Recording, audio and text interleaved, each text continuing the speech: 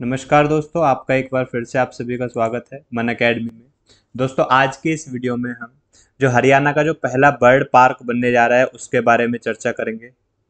हरियाणा का जो पहला बर्ड पार्क बनेगा, कहाँ पे बनेगा, कितने एकड़ में बनेगा, क्या क्या इसकी खासियत होंगी, कितनी प्रजाति के इसमें बर्ड्स को रखा जाएगा, इन सब के बारे में डिस्कस करेंगे। और हरियाणा में जितने भी राष्ट्रीय उद्यान हैं और वन्यजीव अभयारण्य हैं उनके बारे में भी हम डिटेल से चर्चा करेंगे इस वीडियो में। तो आप इस वीडियो को लाइक कर दीजिए और अपने सभी फ्रेंड्स के पास शेयर कर दीजिए। तो चलिए स्टार्ट करते हैं। सबसे पहले देखिए, हरियाणा का जो पहला बर्ड पार्क है वो कहाँ पे बनेगा, उसका पुराना नाम क्या था। तो उसका पुराना नाम था स्मृति उपवन। इसकी जो लोकेशन रहेगी जहाँ पे इसको स्थापित किया जाएगा वो कहाँ रहेगी, सेक्टर 1 चंडीगढ़। चंडीगढ़ के अंदर इसको स्थापित किया जाएगा। और कितने एरिया में किया जाएगा, 5 एकड़ के एरिया में इसको किया जाएगा स्थापित। इसमें कुल 47 प्रकार की प्रजातियों को रखा जाएगा। कुल 47 प्रकार की प्रजातियों को रखा जाएगा। बर्ड्स की जो प्रजातियां रहेंगी 47 तरह की प्रजातियां रहेंगी। और करीब करीब 1500 पक्षियों को इसमें स्टार्टिंग में स्थापना के टाइम पे रखा जाएगा। तो ये थे बर्ड पार्क के बारे में जो भी बनने वाला है चंडीगढ़ के अंदर, ये आपको याद रखना है।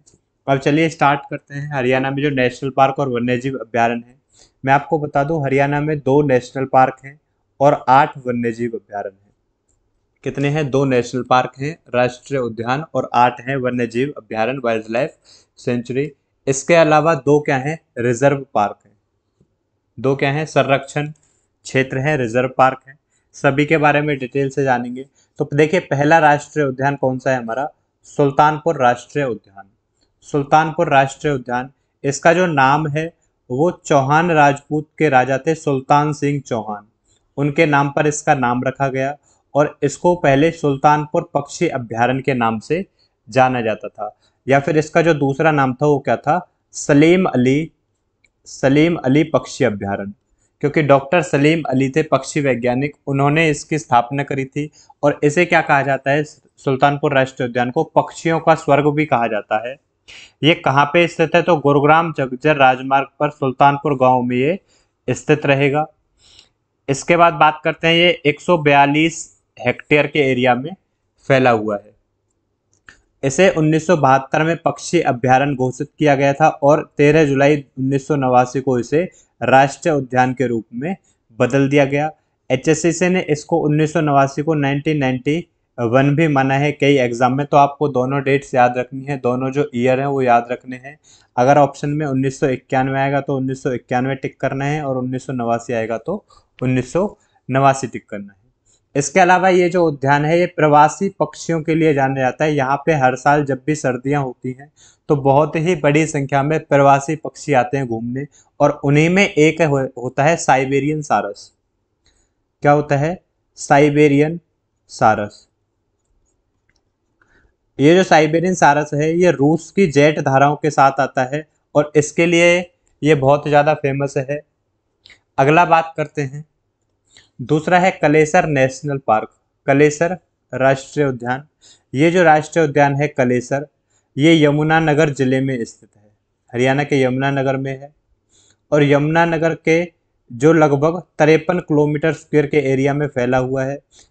अगर इसकी बात करें कलेसर की, तो हिमाचल प्रदेश के सिम्बलबारा नेशनल पार्क और उत्तराखंड के राजाजी नेशनल पार्क के साथ ये लगा हुआ है। यानी जो इसकी सीमा है वो हिमाचल प्रदेश के साथ और उत्तराखंड के राजाजी नेशनल पार्क के साथ लगी हुई है। अगर बात करें इस उद्यान के बारे में, तो ये तेंदुए, पैंथर्स, हाथियों और बर्ड वॉचिंग के लिए प्रसिद्ध है। इसके अलावा यहाँ पे क्या मिलते हैं?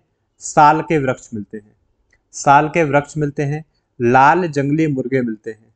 लाल जंगली मुर्गे, लाल जंगली मुर्गे भी मिलते हैं। ये क्वेश्चन आ चुके हैं एग्जाम में।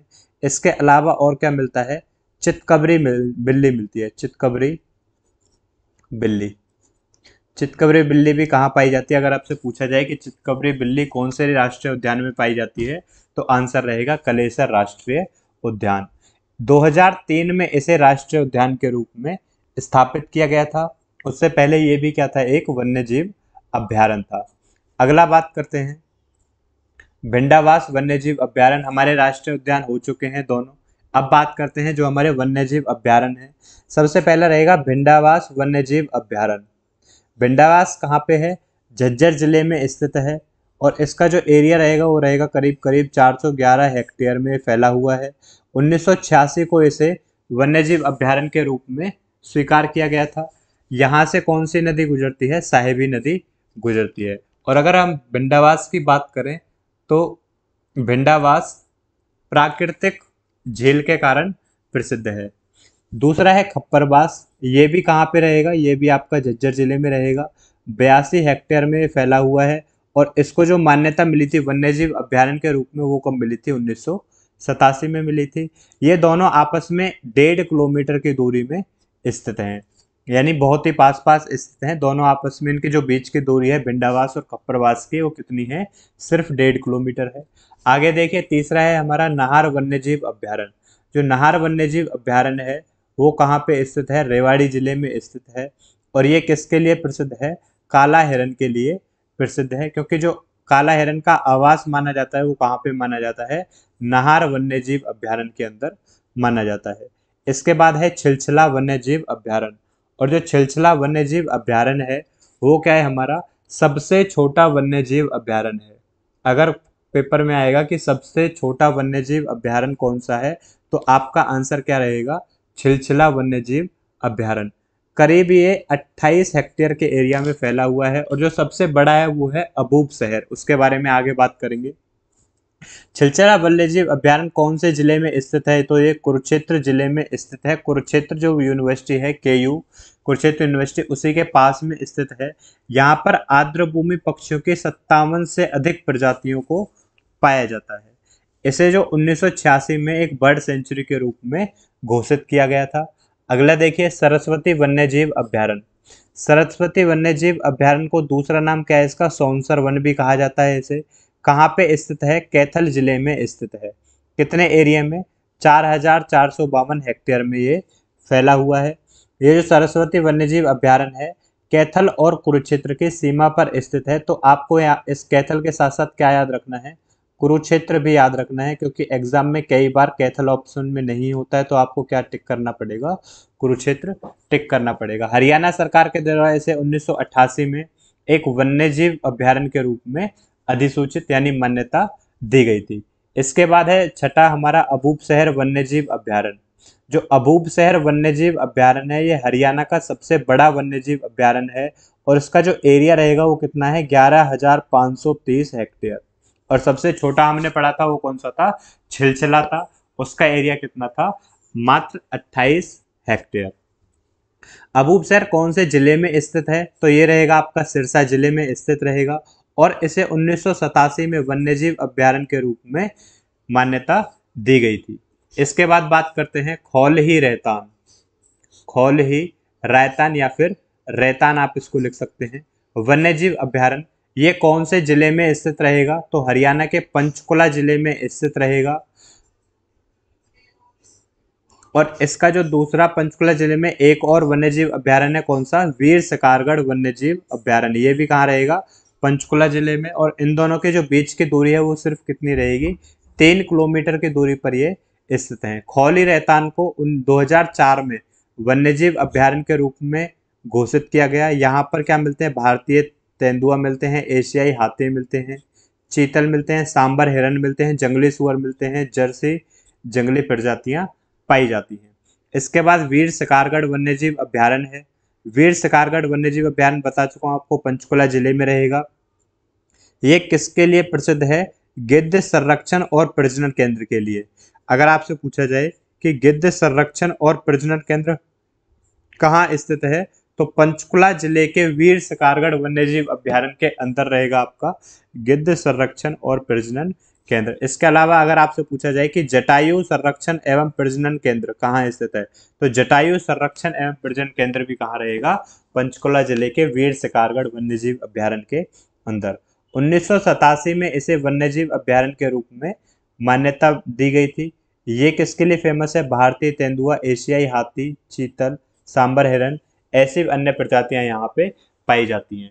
ये थे हमारे 8 वन्यजीव अभ्यारण्य। अब 8 के अलावा कई बार पेपर में एक और पूछ लिया जाता है, उसका नाम है असोला भट्टी वन्यजीव अभ्यारण्य। एचएसएससी ने जो वन्यजीव अभ्यारण्य है वो कितने माने हैं? 8 ही माने हैं, लेकिन एग्जाम में असोला भट्टी भी कई बार पूछा गया है। तो असोला भट्टी कहाँ पे स्थित रहेगा? ये फरीदाबाद और गुरुग्राम जिले की सीमा पर स्थित रहेगा। अगर आपसे ऑप्शन में दोनों पूछे जाएं तो आपको क्या टिक करना है? फरीदाबाद, क्योंकि जो इसका ज़्यादातर एरिया है वो कहाँ पे रहेगा? फरीदाबाद के अंदर रहेगा। और अगर इनकेस फरीदाबाद ऑप्शन में नहीं आएगा तो आपको क्या लगाना है? गुरुग्राम लगाना है। असोला भट्टी जो वन्यजीव अभ्यारण्य है उसमें औषधीय पौधों की लगभग 193 प्रजातियां पाई जाती हैं। औषधीय पौधों के लिए प्रसिद्ध है क्योंकि ये कहाँ पर स्थित है? अरावली पर्वतमाला, यानी उसके अरावली पहाड़ी श्रृंखला है उसके आसपास ये स्थित है। इसके बाद बात करते हैं, इसमें 80 से अधिक तितलियों की प्रजातियां पाई जाती हैं। और सबसे जो इम्पोर्टेंट है नीलगाय।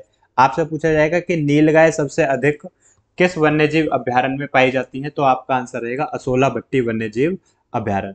तो ये थी आज की हमारी वीडियो। अगर आपको ये वीडियो पसंद आई हो तो इसे लाइक करें और अपने फ्रेंड्स के पास ज़्यादा से ज़्यादा इस वीडियो को शेयर करें। और अगर आपने अभी तक भी चैनल को सब्सक्राइब नहीं किया है तो आप इसे सब्सक्राइब भी जरूर कर लें। यहाँ पे डेली आपको ऐसी ही इंफॉर्मेशन वीडियो मिलती रहेंगी। Thanks for watching.